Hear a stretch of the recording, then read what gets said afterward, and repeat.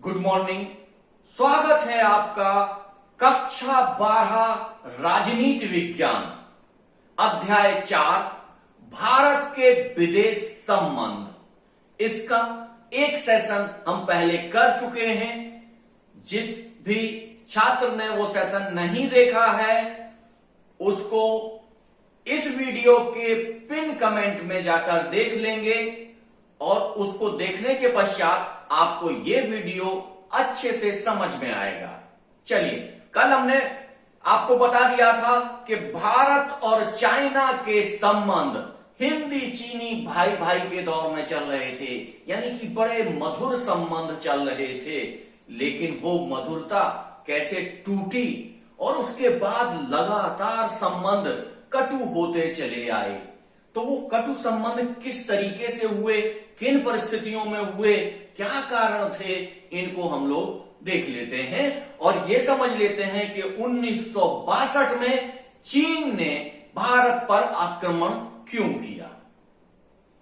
पहले तो हम लोग समझ लेते हैं कि 1950 में चीन ने जब तिब्बत पर कब्जा किया तब भारत ने अपने अधिकार के लिए प्रबलता से इसका विरोध नहीं किया। या कह लीजिए, नेहरू जी ने उस समय समझा कि उस भूभाग पर उनको इतना लाभ नहीं है जिसके लिए वो चाइना से शत्रुता लें या चाइना का विरोध सहन करें। उस समय अच्छे संबंध थे, इसलिए नेहरू जी ने उसका खुलकर विरोध नहीं किया। लेकिन इसके पश्चात चीन ने तिब्बत में वहां की संस्कृति को कुचलने की कोशिश की, वहां की संस्कृति को बर्बाद करने की कोशिश की। तब वहां के धार्मिक नेता दलाई लामा, कौन? धार्मिक नेता दलाई लामा ने 1959 में भारत से शरण मांगी, राजनीतिक शरण मांगी और भारत ने उन्हें शरण दे दी। यही एक वो पॉइंट था जिससे चाइना बुरी तरीके से नाराज हो गया। चाइना के शासक उस समय पूरी तरीके से नाराज हो गए और वो भारत विरोध में उठ खड़े हुए। उन्होंने कहा कि ये पंचशील का, जो हमने कल समझाया था पंचशील का सिद्धांत, कि ये पंचशील के सिद्धांत का खुला विरोध है। भारत ने चाइना के आंतरिक मामले में हस्तक्षेप किया, लेकिन भारत अपने सिद्धांतों पर अड़ा हुआ था कि यदि कहीं पर अत्याचार होगा, अन्याय होगा, मानवाधिकारों का हनन होगा तो वहां भारत अपनी बात रखेगा। तो भारत ने यहां बात भी नहीं रखी, केवल वहां के धार्मिक नेता दलाई लामा को राजनीतिक संरक्षण प्रदान किया। इस राजनीतिक संरक्षण के चलते ही चीन ने भारत के साथ स्पष्ट विरोध प्रारंभ कर दिया। और विरोध करने के लिए कुछ ना कुछ तो उनको मुद्दे चाहिए थे। तो मुद्दा था सीमा विवाद। क्या? सीमा विवाद। चाइना ने लद्दाख, यानी जम्मू कश्मीर के लद्दाख, जो अभी एक केंद्र शासित प्रदेश बना है, लद्दाख तथा अरुणाचल प्रदेश कहा जाता है उगते हुए सूर्य का प्रदेश। सबसे पहले सूर्योदय अरुणाचल प्रदेश में होता है। इसको पहले नेफा कहा जाता था। क्या कहा जाता था? नेफा कहा जाता था। और इन दोनों प्रदेशों की बहुत सारी जगहों पर चाइना ने अपना अधिकार जमाना प्रारंभ कर दिया। अपने नक्शों में उन क्षेत्रों को दिखाना प्रारंभ कर दिया। और इसका जब विरोध भारत ने किया, भारत ने कहा ये हमारे क्षेत्र हैं, आप अपने नक्शों में इनको कैसे दिखा सकते हैं? तो चाइना ने उग्र होकर 1962 में भारत की सीमा का अतिक्रमण कर दिया और भारत की सीमा के अंदर आकर युद्ध प्रारंभ कर दिया।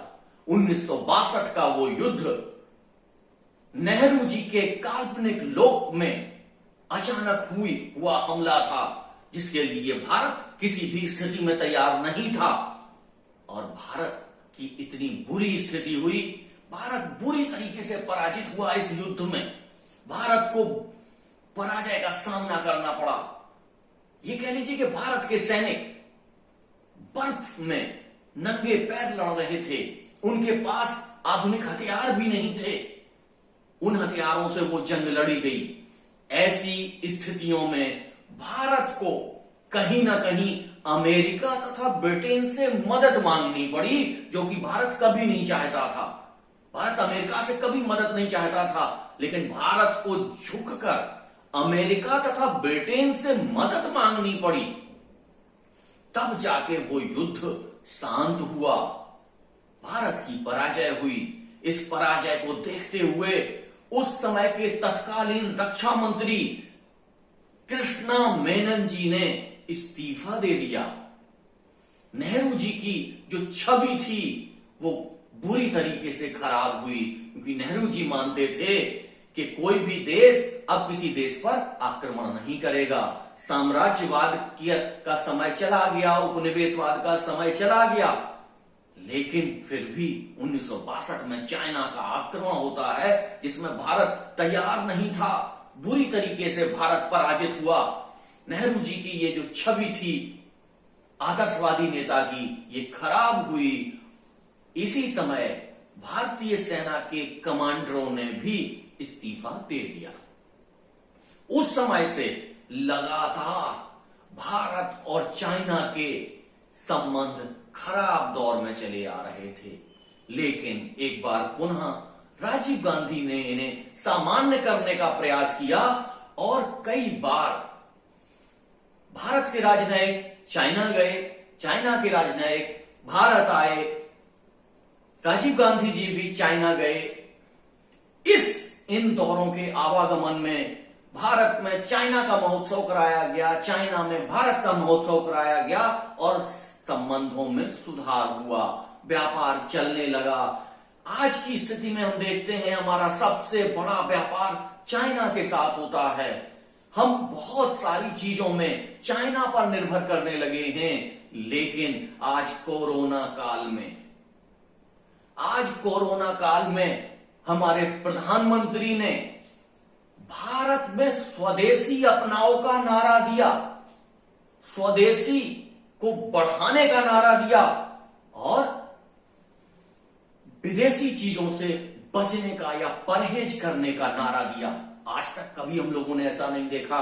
कई बार ऐसा हुआ कि स्वयंसेवी संगठनों ने चाइना के माल का विरोध किया था, लेकिन किसी शासक पार्टी यानी कि सर्वोच्च पद पर बैठे व्यक्ति के द्वारा सीधा सीधा चाइना का विरोध, ये बताता है कहीं ना कहीं संबंध अब हमारे पुनः चाइना से कटु होते चले जा रहे हैं।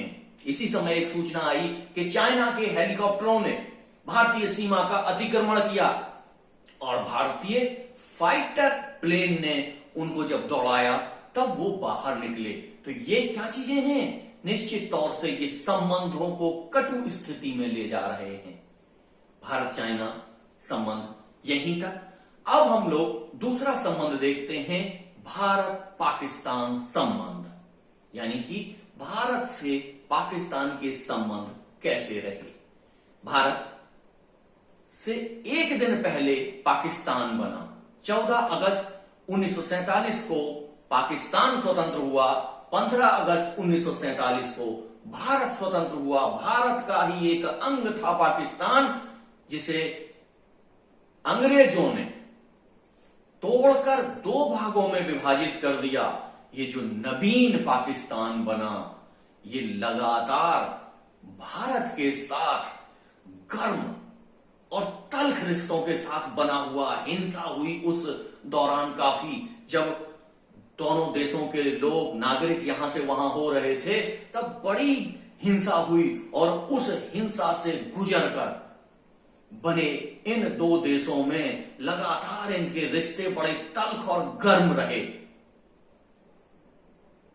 आज से लेके 1947 तक 4 सीधे सीधे युद्ध पाकिस्तान के साथ हुए उन युद्धों में पाकिस्तान परास्त हुआ, पाकिस्तान हारा, लेकिन अपने अहंकार और दंभ में वो अपनी हार स्वीकार नहीं करता है।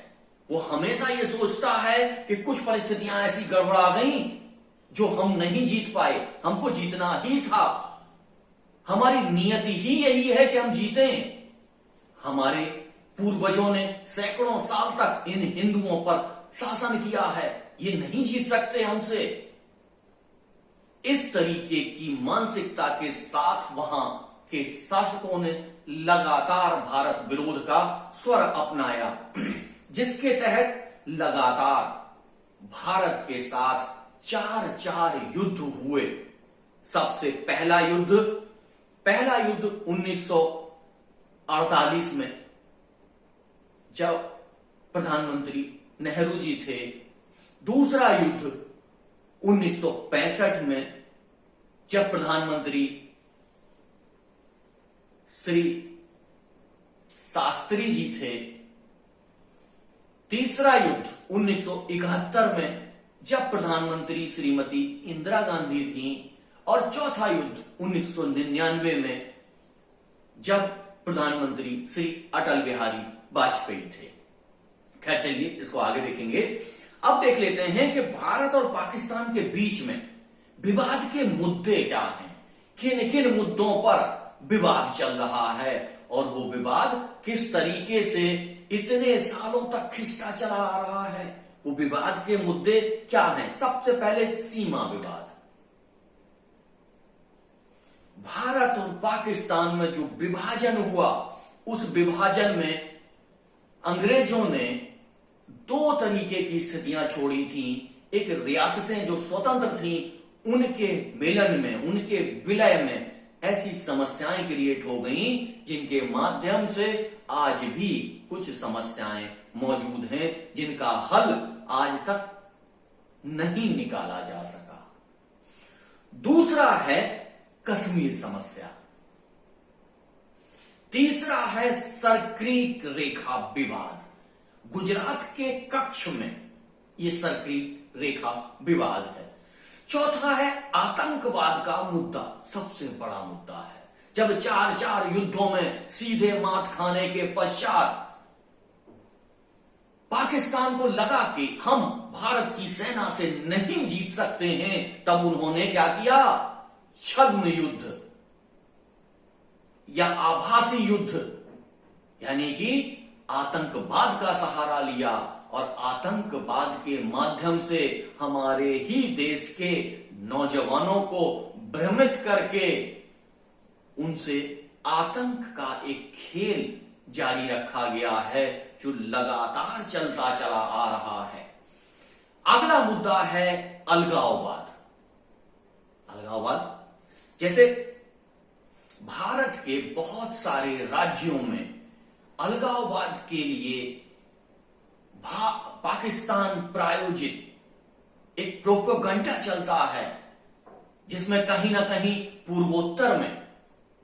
पूर्वोत्तर के राज्य नक्सलाइट मूवमेंट के माध्यम से, पंजाब में खालिस्तानी मूवमेंट के माध्यम से और जम्मू कश्मीर में जिहाद के माध्यम से एक पूरी की पूरी प्रक्रिया चलाई जा रही है, जिस प्रक्रिया से भारत के टुकड़े करने का एक स्वप्न पाकिस्तान देख रहा है, लगातार प्रयास कर रहा है, लेकिन थोड़ी बहुत सफलता के बाद वो पूरी तरीके से इसमें सफल नहीं हो पाता है। इसमें Hurriyat conference, Khalistani movement, naxalite movement, ये सारे लोग कहीं ना कहीं भारत को कुछ कष्ट देते हैं, लेकिन इतना कष्ट नहीं दे पाते कि भारत का बंटवारा हो सके।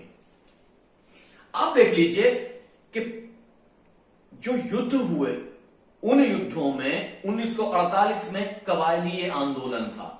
कबायली नाम दिया क्या? कबायली आंदोलन है। वो कश्मीर में घुसकर कश्मीर में उपद्रव कर रहे थे, वो कबायली नहीं थे, वो पाकिस्तानी सेना के लोग थे जो कबायली रूप धारण करके आए। 1965 में सीधे सीधे भारत पाकिस्तान का युद्ध हुआ, भारत पाकिस्तान की सेना के साथ युद्ध हुआ 1971 में। पाकिस्तान दो टुकड़ों में बना था, एक पूर्वी पाकिस्तान, एक पश्चिमी पाकिस्तान। और पश्चिमी पाकिस्तान के लोग अपने आप को अहंकारी और दंभी हैं, वो अपने आप को श्रेष्ठ साबित करते हैं और कहते हैं कि इन बंगालियों की चीज हम स्वीकार नहीं करेंगे। बंगालियों की सीट ज्यादा आ गई उस समय, तो उन्होंने बंगालियों को सरकार नहीं बनाने दिया। इसी आधार पर एक युद्ध भारत और पाकिस्तान के मध्य हुआ, जिसमें पाकिस्तान के दो टुकड़े हुए और पूर्वी पाकिस्तान, जिसे अब बांग्लादेश कहते हैं, उसका जन्म हुआ। और 1999 में कारगिल की जो छोटी छोटी पहाड़ियां थी, जिन पहाड़ियों को सर्दियों में सैनिक छोड़कर नीचे चले आते थे, इसके पश्चात पुनः पहुंच जाते थे। एक समझौता हुआ था कि कोई भी एक दूसरे के क्षेत्र में नहीं जाएगा, लेकिन उस समझौता को तोड़ते हुए वहां पर मुजाहिदीन के नाम पर पाकिस्तानी सेना के लोग वहां पर बैठ गए। भारत को जब पता चला तो भारतीय सेना ने अपने शौर्य का परिचय देते हुए ऊपर जाके उन अपने क्षेत्रों को छुड़ाया और उस युद्ध को कारगिल युद्ध के नाम से हम लोग जानते हैं। अब देख लेते हैं कि भारत और पाकिस्तान के बीच कौन कौन से समझौते हुए। एक सबसे इंपॉर्टेंट है, भारत और पाकिस्तान के बीच जल विवाद भी बहुत तगड़ा है। जल विवाद बहुत तगड़ा है। अब देख लेते हैं कि भारत और पाकिस्तान के इन विवादों के बीच में बहुत सारे समझौते हुए। उन समझौतों की क्या स्थितियां थी और किन किन लोगों के बीच में वो समझौते हुए। सबसे पहले सिंध नदी जल बंटवारा समझौता 1960। 1960 में सिंधु नदी या सिंधु की सहायक नदियां मिलके जो पाकिस्तान में जाती हैं, उन नदियों के जल का बंटवारे का एक समझौता हुआ भारत और पाकिस्तान के मध्य, जिसे विश्व बैंक ने कराया था। और उस कराने के पश्चात कहा गया ये दुनिया का सबसे उदार समझौता है। भारत ने अपनी नदियों का 80% पानी पाकिस्तान को दे दिया। 80% क्या, 100% भी पानी उनको दे दिया, क्योंकि उनका उपयोग हम लोग ज्यादा नहीं करते हैं। आज जब मोदी जी की गवर्नमेंट ने उसकी समीक्षा की तो वहां पर बांध बनाए जाने शुरू किए और कहा भैया 80% पानी की बात हुई थी, कम से कम ये जो 20% है इसका तो उपयोग हमें करने दीजिए। लेकिन वो उस पर भी ऐतराज करते हैं और कहते हैं कि नहीं, आप पानी ज्यादा रोक रहे हैं। इतने उदार समझौते के बावजूद भारत अपनी नदियों का 80% पानी पाकिस्तान को दे देता है। उसके पश्चात भी पाकिस्तान भारत के प्रति कोई भी इसका श्रेय नहीं लेता है। अगला समझौता है, ये जो समझौता हुआ था ये भारत के प्रधानमंत्री जवाहरलाल नेहरू और पाकिस्तान के शासक अयूब खान के मध्य हुआ था। अगला जो समझौता है वो है ताशकंद समझौता। रूस के शहर ताशकंद में हुआ था, तब इसका नाम ताशकंद समझौता रखा गया और ये 1966 में हुआ था। इसमें भारतीय प्रधानमंत्री श्री लाल बहादुर शास्त्री और पाकिस्तानी शासक अयूब खान के मध्य ये समझौता हुआ था। लेकिन इस समझौते को ज्यादा विस्तृत रूप नहीं मिल पाया। शास्त्री जी के आकस्मिक निधन के कारण इसे ज्यादा वो नहीं हुआ। 1971 में एक तीसरा समझौता होता है जिसे हम कहते हैं शिमला समझौता। भारतीय प्रधानमंत्री श्रीमती इंदिरा गांधी और पाकिस्तानी शासक जुल्फिकार अली भुट्टो के मध्य यह समझौता हुआ और आज भी जिसमें यह निर्धारित किया गया कि भारत और पाकिस्तान के बीच की जो समस्याएं हैं उसे तीसरे देश को मध्यस्थ के रूप में स्वीकार नहीं किया जाएगा। उसमें जो भी समस्याएं होंगी आपस में बैठकर उन समस्याओं को सुलझाया जाएगा। और यह समझौता भारत और पाकिस्तान दोनों को मान्य है, लेकिन पाकिस्तान ने कई बार विदेशी लोगों को इसमें सम्मिलित करने का प्रयास किया, लेकिन भारत हमेशा कहता है कि जब यह समझौता हो चुका है कि दोनों लोग आपस में बैठकर अपनी समस्याओं को सुलझाएंगे, तो किसी बाहरी शक्ति का हस्तक्षेप हम स्वीकार नहीं करते हैं। और ये सारे मुद्दे लगातार बने हुए हैं और भारत के साथ पाकिस्तान के जो संबंध हैं वो कटु, बहुत कटु और अत्यंत कटु तक जाते हैं। अच्छा दौर कभी भी नहीं आया। जब भी भारत ने अच्छा करने का प्रयास किया, पाकिस्तान ने पलट के कुछ ऐसा कार्य किया कि संबंध दोबारा कटु हो गए। इसलिए भारत और पाकिस्तान के संबंध जब भी आप लोग देखेंगे वो कटुता के संबंध ही दिखाई देंगे। आज पाकिस्तान और भारत दोनों परमाणु शक्ति संपन्न देश हैं, फिर भी दोनों में इतना तनाव बना रहता है कि दुनिया डरती है। पाकिस्तानी प्रधानमंत्री इमरान खान ने कई बार यह कहा है कि यदि टकराहट होती है तो दोनों देश परमाणु शक्ति संपन्न हैं, तो ये दोनों देशों का युद्ध नहीं होगा, ये युद्ध का विस्तार सारी दुनिया में फैलेगा। और इसी तरीके से लगातार पाकिस्तान के द्वारा भारत को तंग किया जाता रहता है। खैर, भारत और पाकिस्तान का संबंध हम लोग यहीं तक पढ़ेंगे। अब हम देखते हैं कि चाइना के युद्ध के पश्चात और पाकिस्तान के युद्धों के पश्चात भारत जो अपने विकास पर अपने सारे संसाधन लगाना चाहता था, लेकिन 1962 की करारी हार के पश्चात भारत को लगा कि अब सैन्य शक्ति पर भी पैसा लगाना चाहिए, सैन्य साजो सामान पर भी पैसा खर्च करना चाहिए। तब कुछ ऐसे विभागों का निर्माण किया गया जो सेना के लिए कारगर हुए, जैसे रक्षा उत्पाद विभाग की स्थापना। क्या? रक्षा उत्पाद विभाग की स्थापना 1962। जैसे ही हम लोग हारे, तुरंत उसके पश्चात रक्षा उत्पाद विभाग की स्थापना कर दी गई। इसके पश्चात रक्षा आपूर्ति विभाग की स्थापना 1965 में की गई कि रक्षा के लिए जो भी चीजों की आपूर्ति करनी होगी ये विभाग उसको देखेगा। इसके पश्चात भारत लगातार अपनी सैन्य शक्ति बढ़ाता रहा और इस बढ़ती हुई सैन्य शक्ति के साथ आज भारत कई मामलों में बहुत आगे निकल गया है। चलिए ये अब देखते हैं भारत की परमाणु नीति, यानी कि परमाणु शस्त्र नीति। क्या है भारत की परमाणु नीति? भारत ने प्रथम परमाणु परीक्षण 1974 में किया। इसके पश्चात मई 1998 में किया।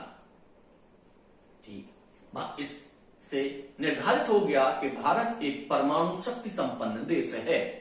इन परीक्षणों के पश्चात विश्व ने भारत पर काफी प्रतिबंध लगा दिए, लेकिन उसके पश्चात पुनः स्थितियां सामान्य हुई और भारत आज एक परमाणु संपन्न देश है। नेहरू जी के समय में ही विज्ञान एवं प्रौद्योगिकी पर विश्वास जताया जाने लगा था, लेकिन विज्ञान और प्रौद्योगिकी का जो विषय थे वो विकास था। विकास के साथ अब उस विकास को कहीं ना कहीं ऐसी स्थितियों में लाया जाने लगा जहां पर हम परमाणु अस्त्र बनाने लगे। उन परमाणु अस्त्रों की स्थिति क्या रही वो देख लेते हैं कि भारत की परमाणु नीति का प्रारंभ होमी जहांगीर भाभा के नेतृत्व में हो चुका था, लेकिन भारत को वो टेक्नोलॉजी और उसका विस्तार करने में काफी समय लग गया। भारत ने अपनी परमाणु नीति में स्पष्ट कहा है कि भारत कभी भी प्रथम यूज नहीं करेगा। परमाणु शस्त्रों अस्त्रों का प्रयोग भारत कभी भी अपने तरफ से नहीं करेगा अपने विरोधियों के ऊपर। यदि विरोधी उसके ऊपर परमाणु हमला करते हैं तो अपनी आत्मरक्षा में भारत उनका उपयोग करेगा। नंबर 1। नंबर 2, शांति के लिए परमाणु ऊर्जा का उपयोग किया जाएगा। जैसे बिजली उत्पादन में बहुत सारे परमाणु बिजली घर हमारे यहां बने हुए हैं जिनके माध्यम से हम ऊर्जा प्राप्त करते हैं। हमेशा हम परमाणु हथियार नहीं बनाते हैं। कहीं ना कहीं ये कहा जाता है कि हमारे पास परमाणु हथियारों की उतनी संख्या नहीं है जितनी अन्य देशों के पास है। हम परमाणु हथियार अपने लिमिटेड रखते हैं और भारत शांतिपूर्ण उद्देश्यों के साथ अपनी आत्मरक्षा के लिए इन परमाणु बमों को बना के रखा हुआ है। इसका उपयोग आज तक कभी नहीं किया गया है और शायद ही कभी इनका उपयोग हो। इन सारी चीजों के साथ भारत अपनी शक्ति में विस्तार कर रहा था, लेकिन तभी कुछ ऐसी स्थितियां आई, विश्व समुदाय ने ये कोशिश की या परमाणु शक्ति संपन्न देशों ने ये कोशिश की कि अब जितने परमाणु अस्त्र शस्त्र हथियार मौजूद हैं इस दुनिया में वो इस दुनिया को समाप्त करने के लिए पर्याप्त हैं। अब परमाणु अस्त्रों का निर्माण नहीं किया जाएगा और 1968 में एक परमाणु अप्रसार संधि को लाया गया। संयुक्त राष्ट्र संघ के द्वारा परमाणु अस्त्र परिसीमन संधि को लाया गया, जिसको कहा गया है एनपीटी। इस संधि को भारत ने द्वेषपूर्ण माना और कहा कि ये संधि भारत जैसे विकासशील देशों को परमाणु ऊर्जा प्राप्त करने से रोकती है, इसलिए इस भेदभावपूर्ण संधि पर हम हस्ताक्षर नहीं करेंगे, हम इसको नहीं मानते हैं। क्यों? क्योंकि हम यदि परमाणु शक्ति से अपने शांतिपूर्ण उद्देश्यों को पूरा करना चाहेंगे, तब भी हम अगर हस्ताक्षर कर देंगे तब हम उनका उपयोग नहीं कर पाएंगे। बीच में कुछ स्थितियां और भी उत्पन्न हुई विदेश संबंधों में, जैसे अरब इजराइल संबंध, अरब इजराइल युद्ध। अरब इजराइल जब युद्ध हुआ तो उस समय सारे देश में सारे विश्व में तेल के लिए हाहाकार मच गया, क्योंकि सारा तेल का उत्पादन कहां होता है? अरब कंट्रीज में। और अरब कंट्रीज का युद्ध किससे हो रहा था? इजराइल से हो रहा था। तो उस समय भारत को बहुत सारी आर्थिक समस्याओं का सामना करना पड़ा। भारत में महंगाई बढ़ गई, आर्थिक संकट आ गया। इन सब चीजों के साथ भी भारत ने अपनी विदेश नीति में परिवर्तन नहीं किया और भारत की विदेश नीति उसी हिसाब से चलती है जो भारत ने अपने सिद्धांत निर्धारित कर रखे हैं, जो हमने पहले वीडियो में आपको बता दिए थे। उन्हीं सिद्धांतों के आधार पर ये व्यवस्थाएं आज भी चल रही हैं। कई बार ऐसा होता है कि देश अपने नियमों को ताक पर रखकर कुछ कार्य ऐसे कर लेते हैं जो तत्कालीन परिस्थिति में उनको उपयोगी लगते हैं, लेकिन भारत ने अभी तक ऐसे कार्य नहीं किए हैं जिसमें उन्हें अपने सिद्धांतों से समझौता करना पड़े। भारत और भारत के पड़ोसी तथा अन्य देशों के साथ जो संबंध हैं वो आपको यहां से स्पष्ट समझ में आ गए होंगे। आपके लिए एक सूचना और कि आप इस चैनल को सब्सक्राइब करिए, लाइक करिए, और अगर आपको लगता है कि ये चैनल आपके और मित्रों को और सहयोगियों को देखना चाहिए तो आप इसको शेयर भी करिए। आज का सेशन यहीं तक। अगले पाठ में कल हम आपके साथ पुनः उपस्थित होंगे। धन्यवाद।